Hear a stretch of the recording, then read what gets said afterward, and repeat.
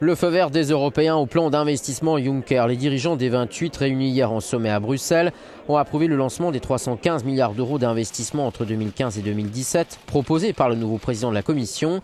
Mais les États membres n'ont pas pris d'engagement pour abonder le fonds de garantie qui doit être mis en place dans les prochains mois. Nous voulons faire en sorte que via la relance de l'investissement en Europe, nous puissions renouer avec la croissance économique et donc mobiliser l'argent public et privé pour accroître le nombre des personnes qui sont au travail et par là diminuer le nombre de ceux qui sont sans emploi. Autre dossier au cœur de ce sommet plus rapide que prévu, la crise en Ukraine et les relations avec la Russie. Pour le nouveau président du Conseil européen, l'ancien Premier ministre polonais Donald Tusk, l'UE doit adopter une stratégie de long terme face à Moscou. Mais la situation en Ukraine, dit-il, demeurant dramatique et émouvante, elle exige aussi une réponse immédiate. C'est pourquoi il nous faut apporter un soutien financier à l'Ukraine. Nous avons la volonté de le faire, c'est un signal fort. Nous avons aussi évoqué la politique de la Russie envers ses voisins et notre réponse stratégique.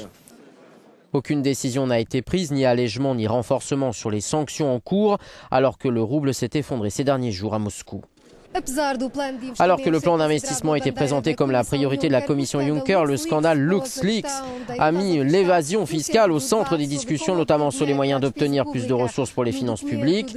Dans les conclusions du sommet, les dirigeants européens demandent qu'une nouvelle législation apporte plus de transparence et d'harmonisation entre les 28 pays de l'Union, selon notre correspondante.